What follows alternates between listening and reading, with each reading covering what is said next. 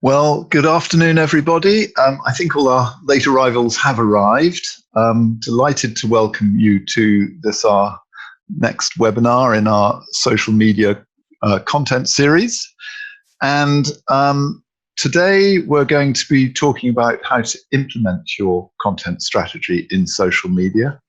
And this is where we get down to the nitty-gritty, how we make it all happen. And it's all about actually making posts, putting them up, how to do it best, and how to get the very best out of your social media strategy. So if we could go on to the next slide, then I will just introduce you to us. There's myself, Mark Baines, my colleague Ben, and my other colleague Gil. Hi. And we'll be talking about everything you need to know to implement your social media strategy. So be prepared for lots of tips and hints and ideas on how to do it and what to do. We'll follow with a Q&A session. And there is a Q&A button at the bottom of the screen, which you can put your questions into. And that will then come up. We'll pull that up at the end of the session so we can answer your queries. What we hope to achieve today is our objective is to do it properly, because so many people do not do it properly. They have a go, but they don't really know what they're doing. So hopefully at the end of this session, you will have a clear idea of what to do and how to do it, and that you're getting the very best out of all your activities. And the outcome will therefore be that you will be the expert that you would like to be, rather than somebody who is perhaps trying it out, used to doing it for their own personal lives, but actually struggling with how to get the best for your business life. So if we could go on to the first slide then, please. First thing you need to do is, in considering your implementation, is to think about your channels that you're going to be using. And we've covered this in previous webinars, but you need to be clear on which channels you're using, why you're using them, and how you're going to use them. And you need to address each channel in the way that that channel expects you to address them. The golden rule in social media is to put yourself into the shoes of your target market, the people who will be reading your posts or watching your videos or whatever it is that you're putting up, and think to yourself, what is it that they would be looking for? Then moving on, we need to think about your content generation and how to optimize it. So each platform, each channel gives rise to opportunities for different sorts of content.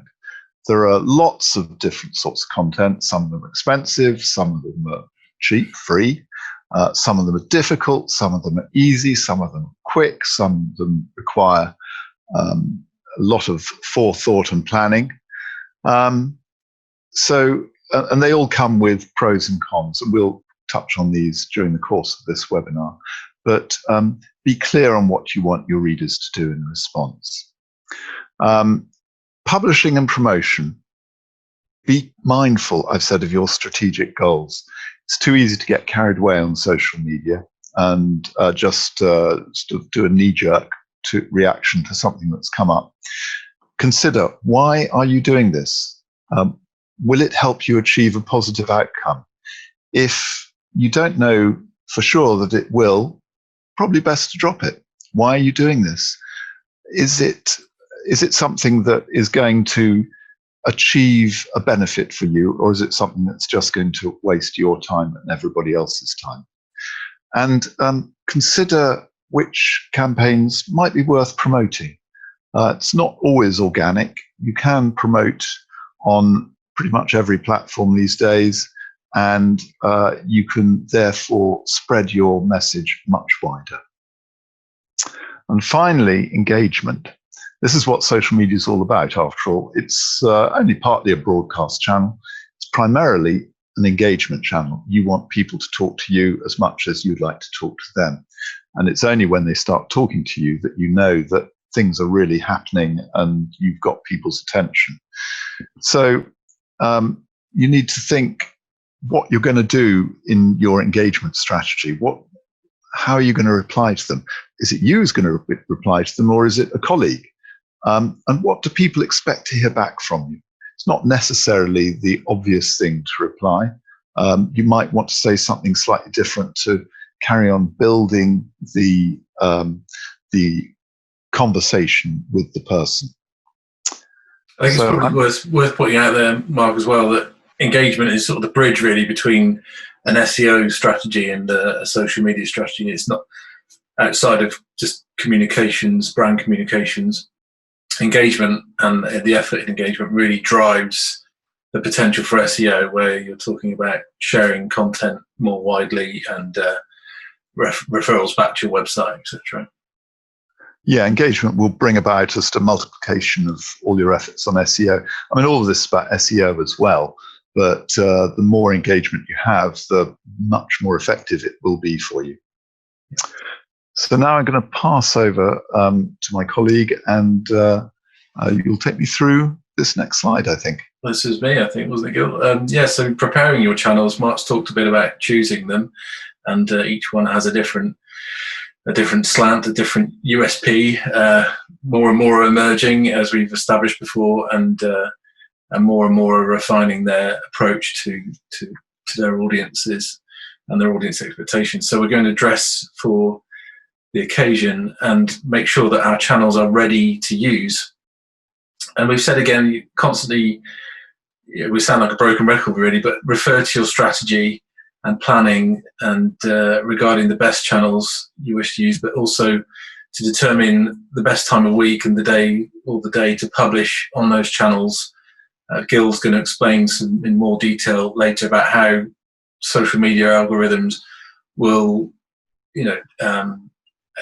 will alter the visibility of your content dynamically depending on the algorithms that they choose. But there's still a good case for your initial publication to be optimized for high volume times of the week, or certainly there'll be some research that you can employ to determine, either for your industry or for your primary audience, when the best time is to schedule your posts. And this will vary across channels as well. We have to review our existing audience as it currently stands, and are they warmed up? So that really means it's worthwhile, again, we'll talk about evaluation in the next webinar, but at every point before you begin any concerted campaign of communications or publication, just to establish, as you would, for instance, if you were doing paid promotions and selecting an audience and targeting a specific audience for that, it's worthwhile just reviewing your own primary audience that you have in place already, just to refresh your own thinking and the strategy on what are their interests, what are their group engagements, who has joined that audience in recent times that might inform some different aspect of what that organic primary audience is and what they represent to you. Again, this will change. This will be different across channels, but it'll help to inform the content creation. And then we need to really consider an approach, perhaps, for instance, if we're going to prepare that audience for any upcoming activity or campaign, we often, when we're doing planning for our clients, might have like a flagship post or article, which will be like a top level summary for different bits of content that are likely to appear or be published upcoming. It may be that we even link to that content from that summary piece, but or perhaps there's some warm-up posts you can do to for your audience to say, stay tuned, great, incoming next week, important news coming in next week, that kind of thing. So you're sort of tentatively beginning to engage and warm that audience up. I can expect to see. I think, Ben, that's really important also in terms of the algorithm or how the softwares that kind of operate the social media work, they wouldn't want to share your post if there hasn't been anyone, if anyone haven't engaged with them just previously. So I think it's good before you go ahead and publish your prime focused content that you worked a lot on and you created for a long time. It's good to start building it up so they will start kind of take notice of your brand, and the algorithm will see that your brand is starting to publish more. I would never go about publishing your key content after a long time not touching anything and not engaging with your audience.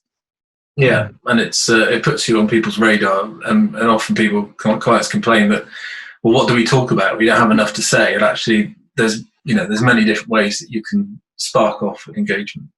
Yeah, and in a brand awareness as well, they need to remember who you are before they would want to engage your content. So it's good to remind them just before.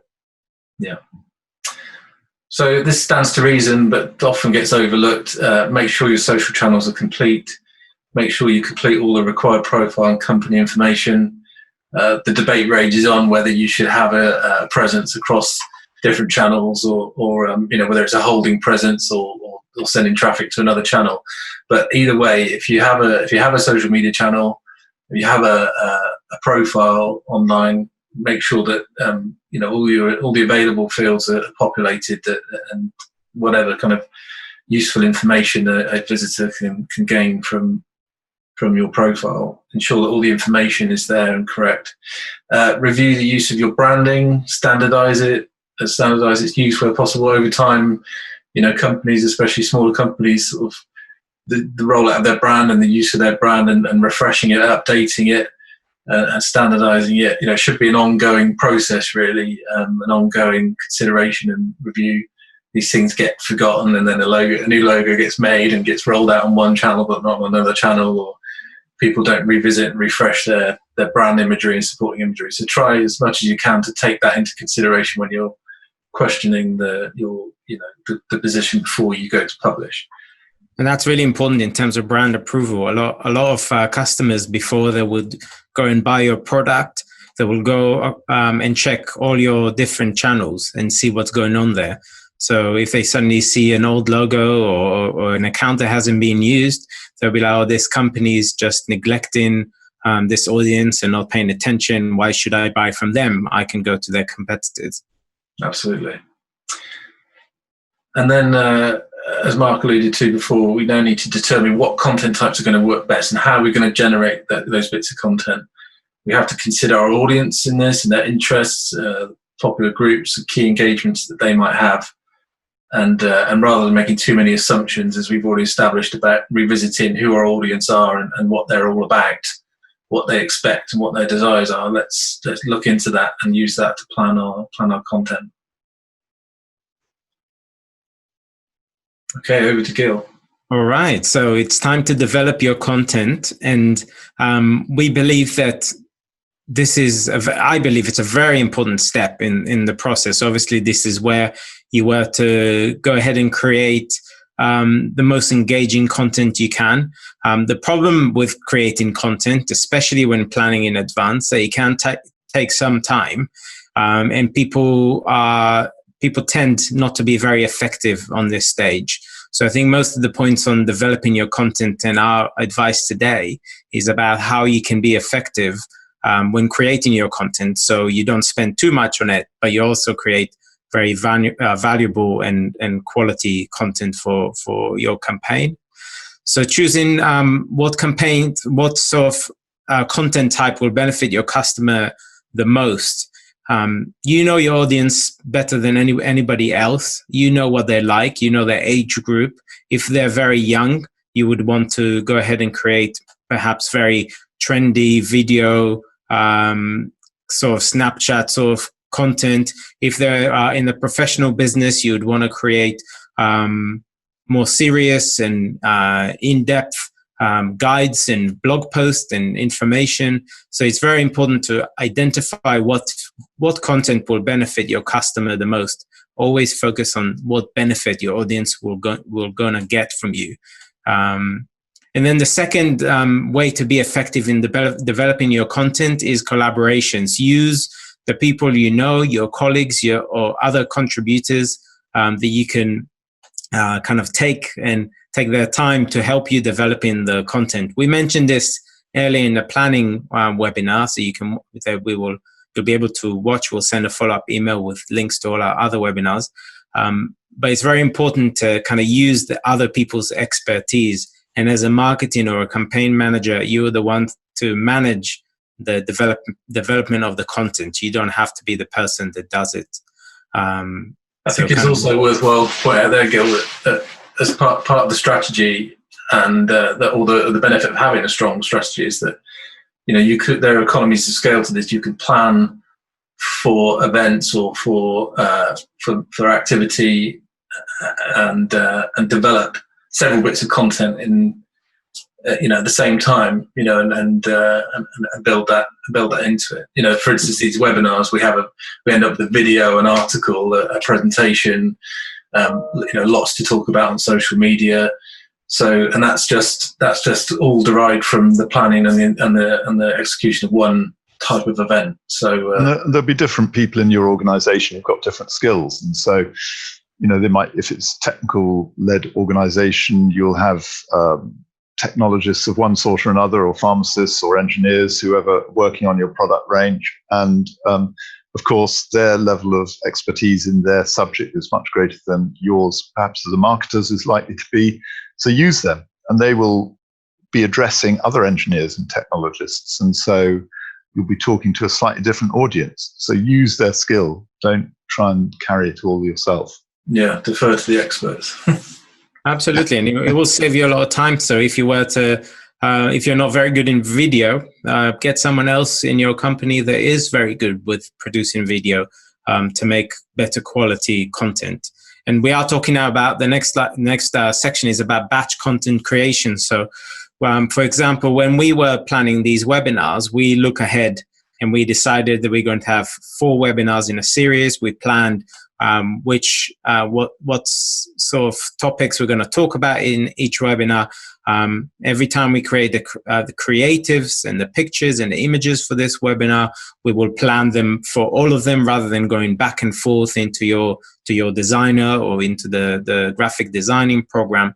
So if you're producing videos, for example, produce 4, 5, 6 videos in one time that will benefit you for a longer campaign time, rather than going back and forward every time to that creation stage. So get it done, and then you'll have a long time working on engaging and other kind of sections in your business. Yeah, I think it's worth mentioning there, again, about quality over quantity. Although we've brought this up before, not to let perfection be the enemy of the good. We don't want to stop the actual to have the creation of this content held up in the pipeline for so long that it never gets used, but give it the requisite lead time to deliver on it. And again, as part of the evaluation process, look at the quality, look at the benchmark you're setting yourself, the standard you're setting yourself for what you put out there. It doesn't take very long to take an objective point of view about where's the level of quality, what level of quality do I determine to be satisfactory or good, and then be ambitious, set a goal that's beyond that, up the level of it, but ensure that you can you take advantage of any processes or template kind of activity that you can recreate. Yeah, and that just leads us to the next point over quantity. Thanks, Ben. No, but really, it's we can never stress this enough. You obviously don't want to create perfection, so we're not Steven Spielberg here creating videos that would be produced for everyone. So, and you probably don't have the budget to create a feature film, but create good quality video that would be beneficial for your audience and don't compromise. And a lot of people, I guess, in the past were trying to publish a lot of content every day, another post and another post and another post and another video and another this. and it's not always, and if the quality isn't adequate, then there's no point sending it. So focus on the quality before you go ahead and publish your posts. And you have to consider the frame of mind people are in when they're in that particular channel. So, for instance, you wouldn't publish the same material on LinkedIn to what you would on Facebook, and vice versa, because people are in a different frame of mind. They're not expecting to receive something jokier or familiar if they're on LinkedIn, whereas they are if they're on Facebook, and vice versa. So you have to bear that in mind as well. Yeah, that's a good point, actually. Not everything is primed for sort of premium production levels. TikTok and Instagram, for instance, sometimes there's a virtue in it being quite, gonzo and viral and rough and ready and raw. And so there's a place for everything. It's just the thinking time attributed to considering it. Mm-hmm. Slide. Okay. Gil, did you want to take this one? Yeah. Your audio is paused a bit there. Perfect. So, yeah. So I believe the promotion. Your audio is cutting in and out a little bit there. Do you mind just switching it on and off and see if that helps? That's my go-to IT support suggestion, by the way. It works every time. Never happens to a Mac. It did last week. I'll take it here because Gil, you're cutting out a little bit. I'm not sure whether that's the experience from for our attendees, but if that's okay, just put your thumb up, Gil, if I'm getting things right. Thank you. Okay, publishing and promotion, time to make it happen. So the important thing is to stick to your plan and again, refer back to your strategy, refer back to your scheduling to get far enough ahead in advance of yourself to ensure that you are sticking. Again, we've established we need a long lead time. We need to make sure that our scheduling happens far in advance, that we can change it, we can adapt it, we can respond to other things. So sticking to your plan is important as far as you can, but to leave space to be responsive. Yeah, and if you stick to your plan, you won't go wrong because you've made your plan, you've thought it out, you know what and why you're doing. If you don't stick to your plan, if you go off to tangent, then you're just setting yourself up for some kind of problem ahead, if not now. Yeah. So always stick to your plan. That's why you do the planning. Yeah, exactly.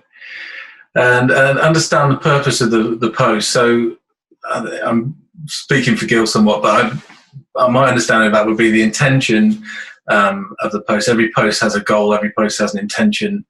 And just to review and revisit exactly what the drive of that is. When you come to actually crafting your post and developing what you want to say in that, what's your tone of voice?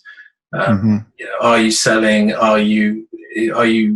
Is the thrust to be an engagement piece? Are you bringing awareness to a new product or service? There's many different ways you can say what you want to say, but the intent and the purpose beneath all of that. It's like planning for everything. I mean, if you're planning for a meeting or an advertisement or a trip somewhere, you have an objective and there's something you want to achieve. And so always ask yourself, when you start to create your post, always ask yourself, what do I want the outcome to be from this posting? Do I want to, in this case, we've listed it, do you want just get a conversation going through engagement? Are you trying to sell something? Or are you just trying to make people aware that you exist and of your brand? And if you ask yourself that question at the beginning, then what you create will lead to that outcome. Yeah. So we've talked about when to publish content to get the best results. We talked about how different channels have different sort of optimal windows of when they're likely to be active. Last time I looked, like for instance, LinkedIn, there was a golden period at the start of the day when people came in to check their channels, but also later in the evening where you might find sort of senior execs and managers working after hours, and as they start to wind up for the day, or on the way home on the train, or on the commute. So there are those windows, optimal windows for publishing that vary quite greatly across shifts. You'll find them by trial and error, really. You just have to test and test and test and see when you get the best response. There is some research out there, but it varies all the time.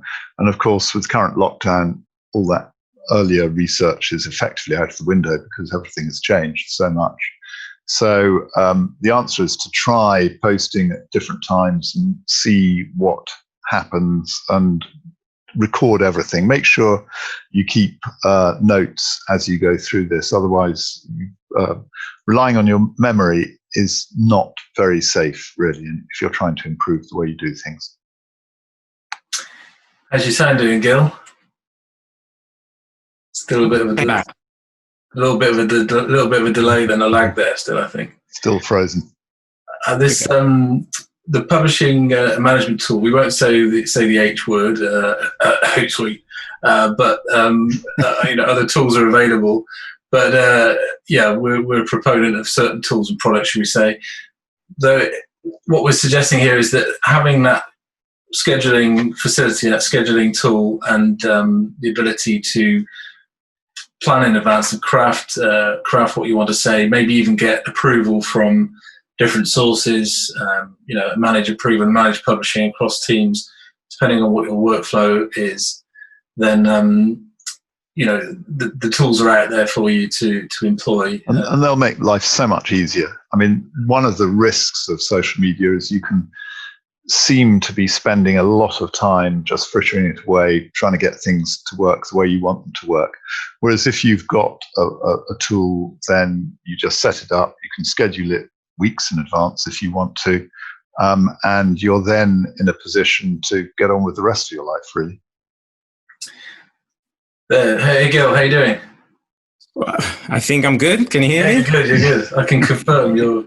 Okay, yeah, I've been swapping like 3 different internet.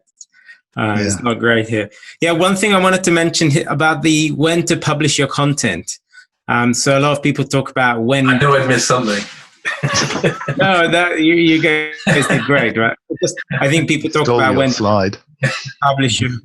People talk about when to publish your content in terms of visibility. So how many people are going to like your post? How many people are going to share it, etc. But there is also some attention that you need to put in towards how likely people are going to action on your post when you publish it. So sometimes, let's say 10 a.m. in the morning on a Monday morning, people are not ready to be buying anything. They're not ready to engage. They're just busy checking their emails. So not just that a Monday morning might not be a good time to get likes, but it's also not a good time for your audience to take any action. In the evening, after the kids went to bed, maybe then they'll be able to go ahead and start conversations and engage and perhaps buy your product. So it's not just about likes, it's also about how available your audience is for your goal and the purpose of your post. The rest was perfect, guys. Yeah, okay? Good. We've done our homework. What about the addictive qualities of social media? I know we've got a quote there, an interesting quote from presumably social media tech, but this is an emerging thing, isn't it, in social media? Yeah, so we've heard a lot of CEOs saying that they don't want the employees to be bothering with social media just because it does take so much time. And it is true. Social media channels have been created for people to be using them more and more. Facebook and other big channels have been using engineers from famous engineers for big casinos in teach them how to develop those slot machines to make them more addictive, and how can they implement those lessons in social media. Right. That's why we recommend using a publishing tool, which is an external software that doesn't have all these addictive qualities, but it still connects to all your channels. So You'll be able to see your comments and likes on Facebook, but you're not going to see all the other kind of buzz that makes you want to spend more time on it. Right. Yeah. So streamline the kind of engagement and response. Yeah, it's a bit like soft drinks manufacturers putting whatever it is, salt in their drinks, so it doesn't actually quench your thirst, but it does make you want to buy another one afterwards. And it's exactly the same. There are algorithms to make you stay on Facebook longer or wherever it is. And we've all been guilty of going on Facebook to do something quickly, and half an hour later we're still there. What's happened to the rest of our lives? We've achieved nothing. So yeah, avoid it by using a tool maybe.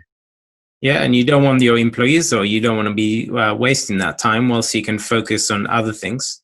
So really, the publishing process should be very focused. And then really the next item is promotion.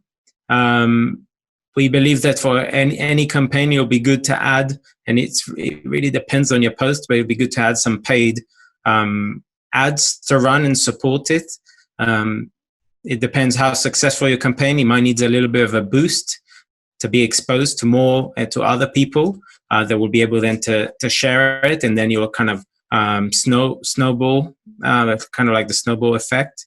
So you need to consider, will this post benefit any further exposure, or should you just go ahead and publish another post? Because you can always create another image or create more content and just share that organically without paying anything, unless it's a big project that you think that post would deserves more exposure. The second thing is with online advertising on social medias, you have a way to agree on specific targeting for your audience. So you know what your target audience is. It's very clear, for example, on LinkedIn, because you can say, I want this video to be advertised only to marketing managers in the city of Bath. And that's very specific targeting that would be beneficial for you, so it's worth the money. And then also consider remarketing. Remarketing is a way, in social media advertising, is a way for you to show specific content to visitors that already been either on your website, either engaged, meaning liked, liked your page, have seen your content before and done something with it. And you can show them content that will be attractive just to them. So they already know your product.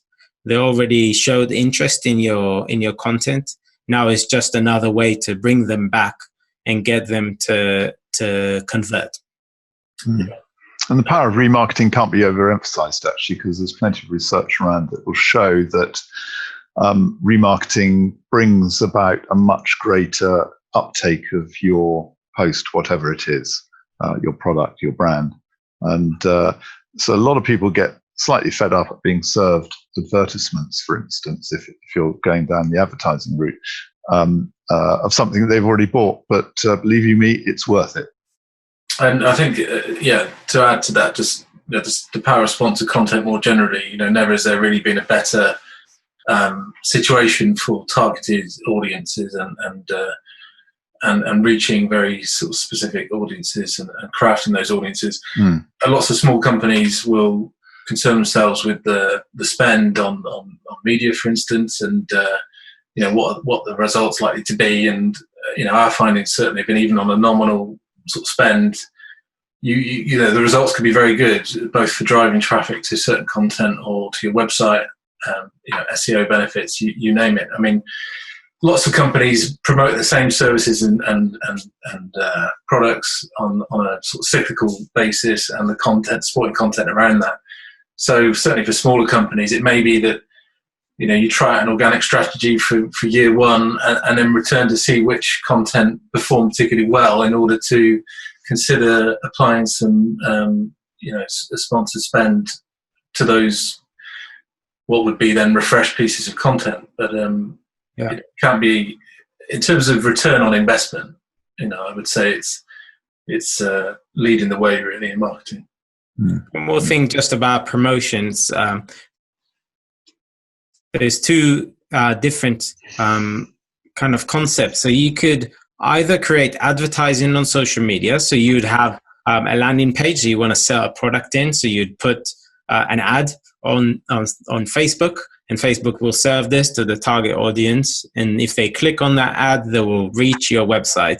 Another type of sponsored content on social media is taking one of your organic posts, so a video that you shared with your audience, and boost it. So give it more visibility, and it will still show all the likes and shares and the content that other people,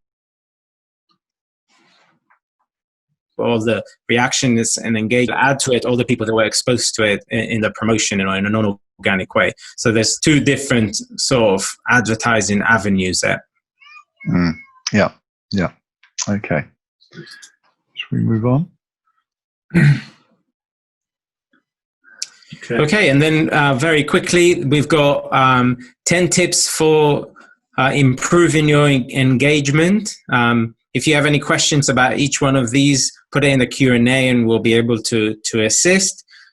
So number one is quite kind of straightforward and obvious. You need to create unique, original and relevant content to your audience. Your audience needs to be interested in what you're serving them. It needs to benefit them. So it's always thinking, how would your audience benefit your content? The second item is understanding your platform's algorithm. So how Facebook or LinkedIn chooses to serve the content to the audience.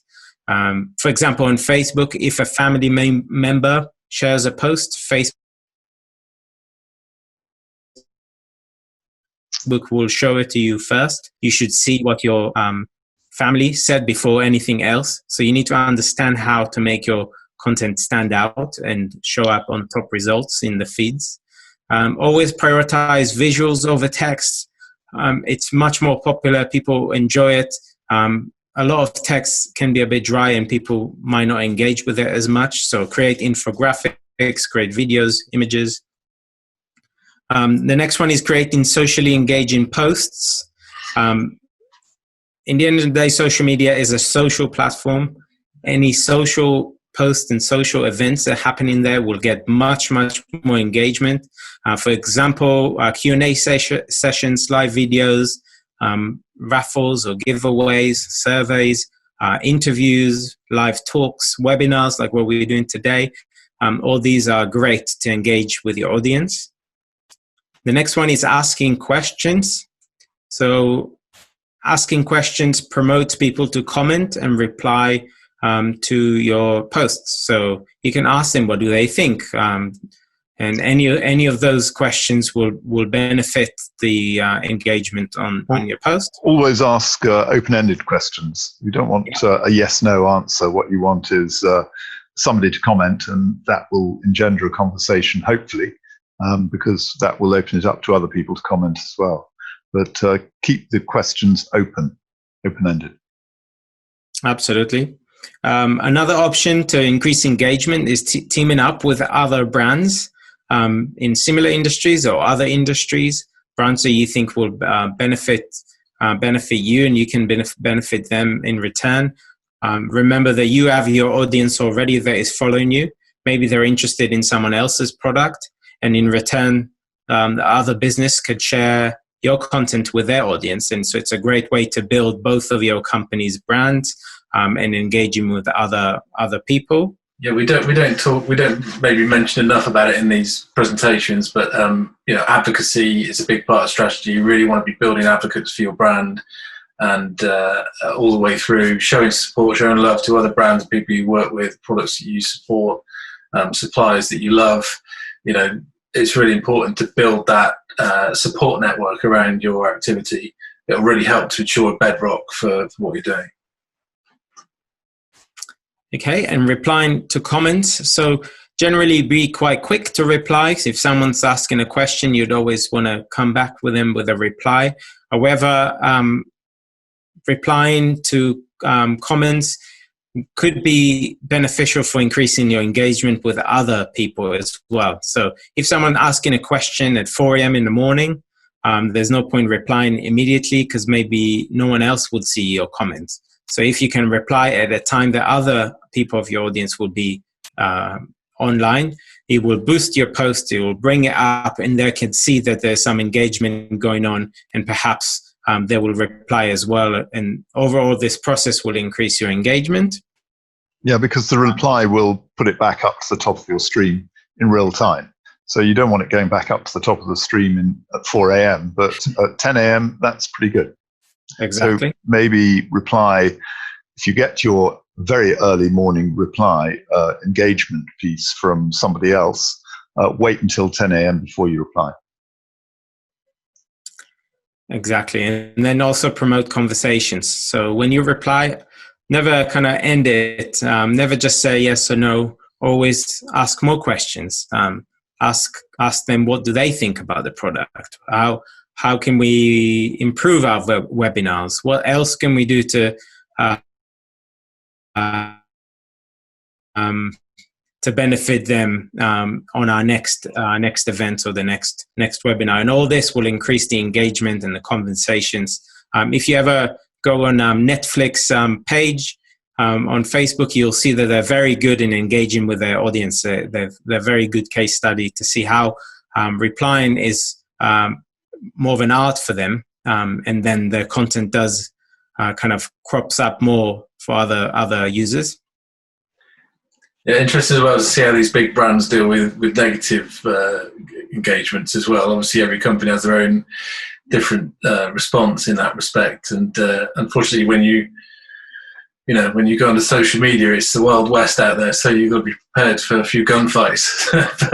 but it's worth having a strategy ready for how you respond to negative inquiry or engagement. Yeah, but isn't that a phrase? Even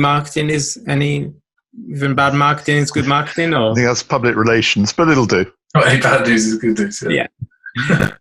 So okay. Any comments is a good comment. And it's social media, so spat on Facebook is kind of entertaining for some people. It doesn't kind of do it for me, but it is for some people. Yeah. All right, and then create personable and real content. Show people that you are a person, not just a big company or not just a company. They are going to engage with a person behind the name. So people love seeing behind the scenes. People love seeing, especially in the professional industries, case studies. So what sort of projects are you working on? Who are you meeting? What places are you going to? What meetings have you done? What's your personal stories? What achievements you've got, and what challenges you had to face with, and how you faced them. So all these kind of real life stories are really engaging, and people will most likely choose to comment, congratulate you, or discuss further with you. And yeah, so you would be saying, rather than saying this is what we can do for you, you'd say this is what we did for this person or for this company, and this is what we learned. Yeah. Exactly. And a lot of companies are a bit nervous about showing behind the scenes, so what's been happening behind, but it's great. People like seeing how Marcom's office looks like. Well, maybe not now, but January when we're back at the office, people like to see that they're dealing with normal people. So yeah, it's very, very important. And then the next one, number 10, is quite straightforward. Repeat what works. If you had a post that was very engaging and people loved it, understand why. What time did you publish it? Why did it work so well? And then repeat that and even try to improve to get even better results. But that's massive. Yeah, we've said before, there's no shame in reconstituting successful content or campaigns. You can always wrap it up and present it in a different way and promote it in a new and an innovative way. And actually, if something's got some pedigree and some known, benefit to people, known value to people, then it's still working for you. All right. Okay, so this can be quite a detailed subject. I'm just going to touch on it quickly. Lots of people ask us, what do we do with our leads when we get them? How do we how do we determine who we should and shouldn't sell to? And it's fair to say, I'll quickly run through this definition. It's quite a basic definition of sort of soft and hard leads for social media. But it's important to make the distinction between a social media lead and a traditional type of lead, where normal and traditional selling techniques, the sales techniques, have to be much more gradually introduced into the process, into the feed, into the cycle. Some audiences are right up for seeing your services, and there's room for that type of campaign. I'm not suggesting that you don't sell. In fact, in a way, you always want to be considering what the sell is, or certainly what the conversion is. But soft leads tend to be people willing to provide their email addresses in exchange for highly valuable and relatable content, whereas a hard lead is someone that's taken action that directly indicates that he or she are interested in your service or product. So again, when you're determining your engagement, it's important to establish and that lead. And this little process that we run through here, point by point, which again ties into being able to evaluate your activity and your efforts ongoing at the same time, leading to our topic of evaluation in a couple of weeks' time. So how to follow up? First of all, we need to again reference our strategy, determine what is a successful conversion. So the actual act of the conversion on our destination landing page, or on our advert, or in our post or link, whatever it might be. Review back to your strategy and ensure that what you've determined is a conversion is working the way you want it to, and what qualifies that to be a conversion. So the evaluation of that particular review is, does this prospective lead meet the criteria, and has the conversion come from the expected source?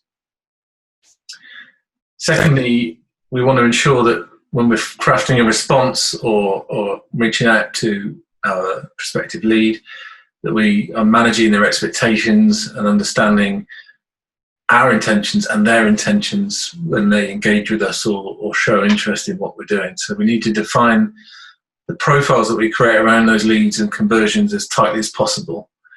Now, it may be that the definition is multifaceted, that there's lots of different things that can help us to shape the profile of that person, whether they have an interest in sales, whether they belong to a particular group, where they're from, who do they work for, how long have they been on social media, how seriously do they take their professional profile or their communications and conversations on social media. There's lots of information that we can gain, and working with our sales team and working with our strategic team, we can establish what the criteria is and what those key profiles are.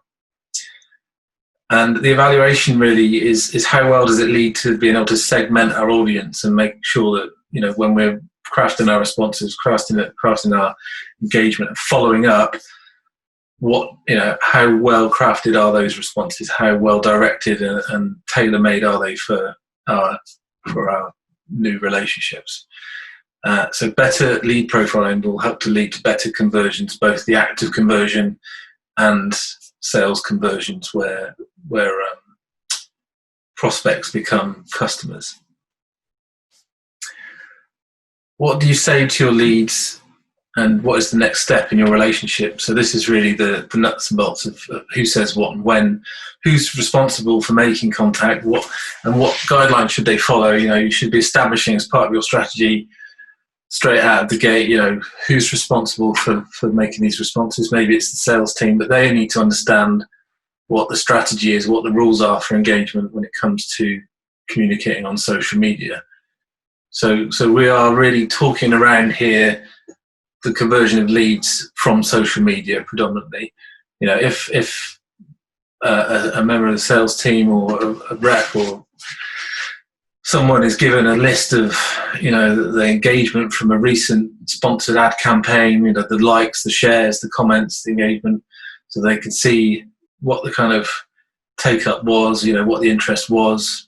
All of those represent a conversion to one degree or another, or maybe they don't, maybe they fall short, but we need to establish that. We need to know what is said and how next.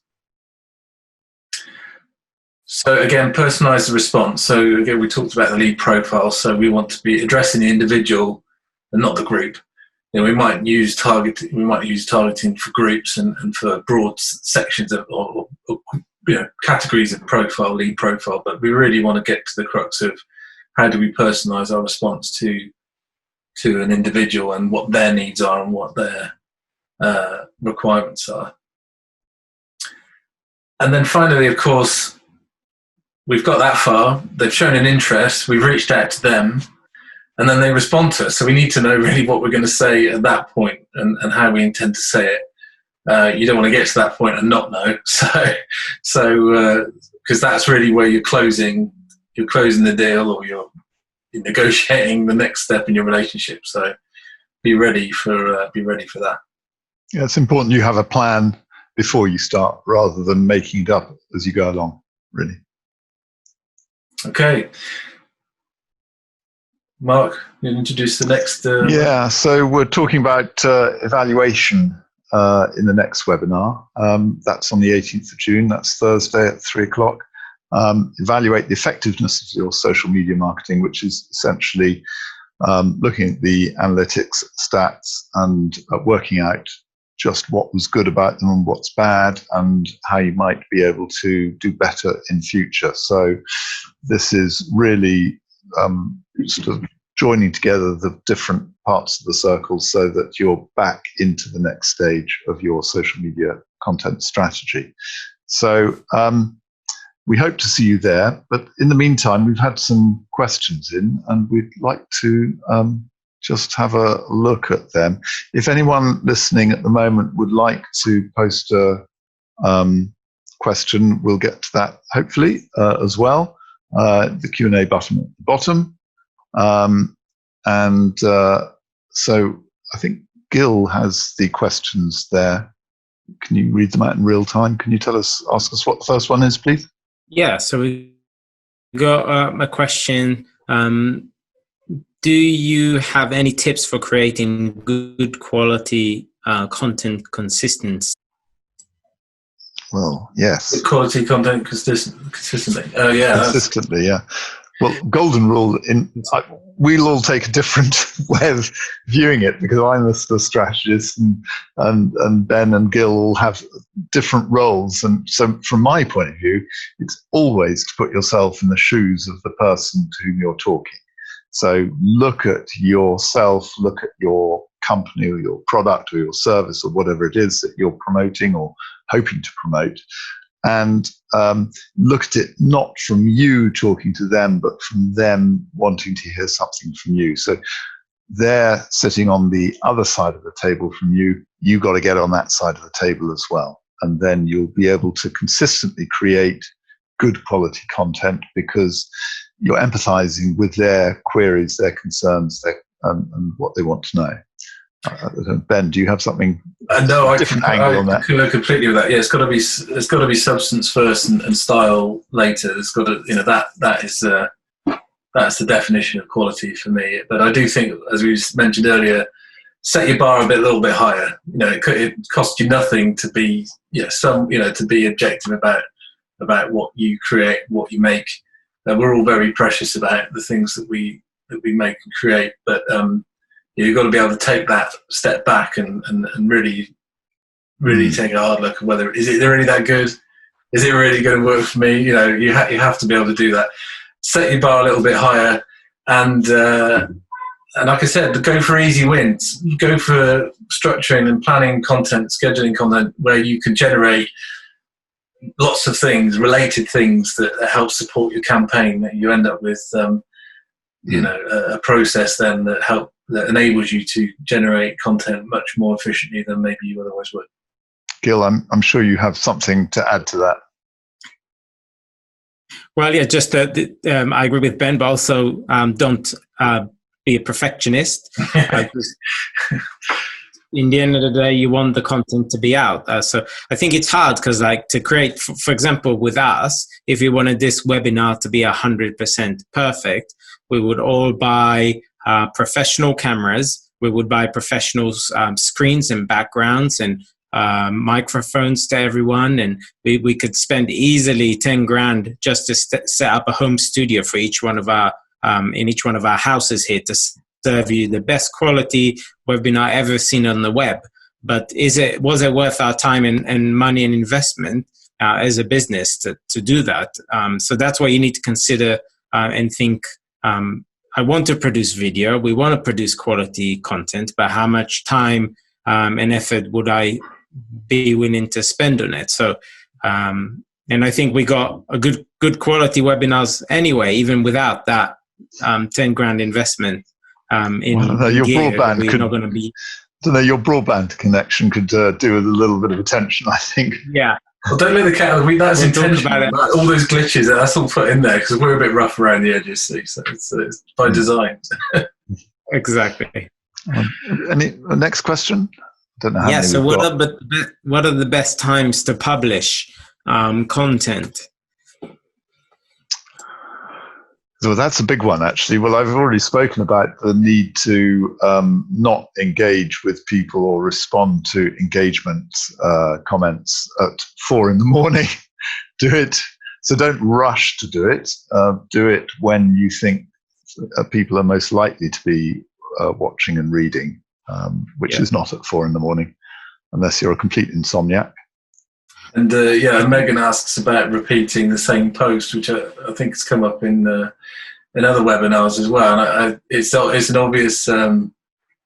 obvious desire for companies if it's at all possible, because it means it cuts down on the work required. So I'm not sure from that perspective we would condone repeating a post just to save on the thinking time and the time to content create. But there are times when there's a value to repeating a post, certainly when it comes to repackaging your content. If you've, like we said before, if you've got a high-performing piece of content, a landing page that you know works well from a previous campaign or happens to have picked up a lot of engagement, it might be like you rerun that a month or two later just to check in again and to vary the content that you're sharing. You know, not everything has to revolve around the epicenter of a campaign. You can have satellite bits of content that help to fill the gaps, especially if it's high performing stuff. It's about how do you repurpose that and re-present it and Well, I think just repeating, parroting the same post is probably not. I use LinkedIn a lot, and you'll probably shoot me down in flames for this, but the reality is that if I've got a good piece that I think is worth everybody who I'm in contact with reading, I will put it out 2 or 3 times, but never more than that. Because the way LinkedIn works tends to be that people will look at their feed and probably scroll down a little bit, but they're not going to give it that much time to scroll far.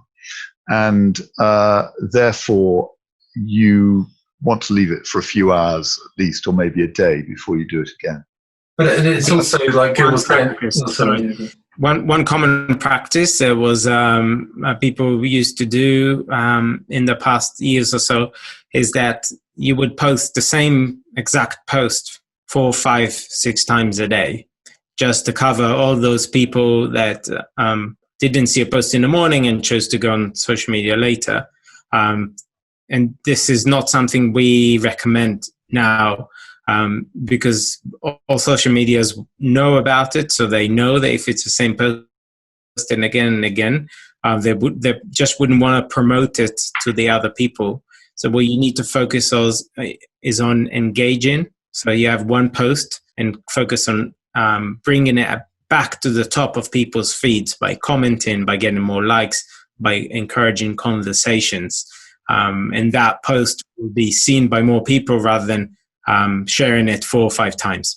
Yeah, I would encourage people to sort of A/B test their publication. You could say the same thing in different ways, but like Gil says, the algorithms develop dynamically. So what's perceived as like a loophole is usually ironed out really quickly. It's not preferred practice. It's the same way as Google penalised duplicate content on the search engines because they recognize that as a loophole in their results. And anything that muddies the results of the experience for people on social media or in the search engines diminishes the value of what the likes of Facebook and everyone else offer, Google offer. So yeah, just not recommended. Just think of it from a strategic perspective and what you're saying and what you're publishing. We have some more questions coming up. So how to have a consistent voice when you say about replying to comments with different persons? So that's if you have multiple team members responsible for managing social media.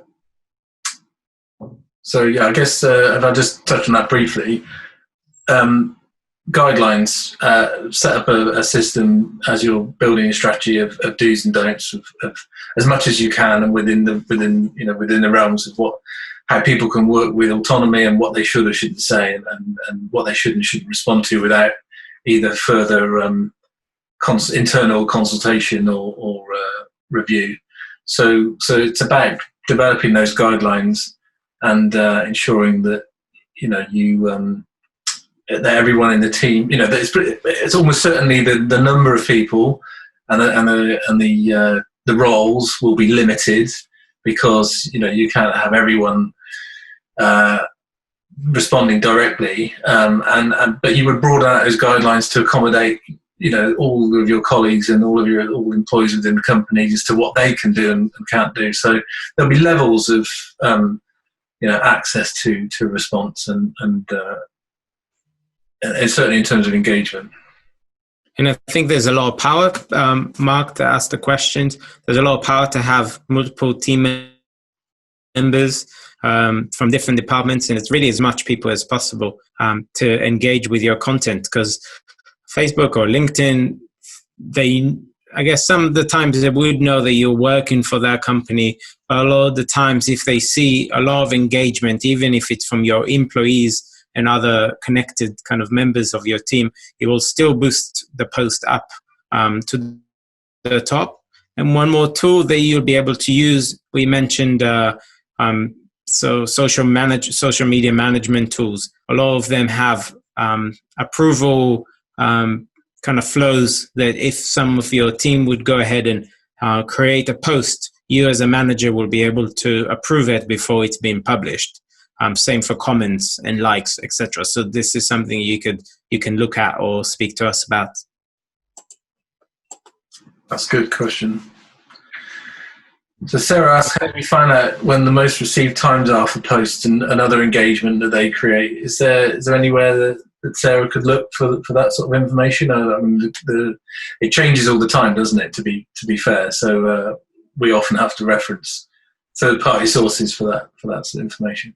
Yeah, so I think the simple, most basic, and I guess maybe not as accurate, would be to just search on Google, write your industry, and just say, for example, if you're in a professional kind of world, then you can write, when is the best time to publish content for B2B, etc. And then you'll find a lot of articles that would recommend, they did some research, and they would suggest what time to publish.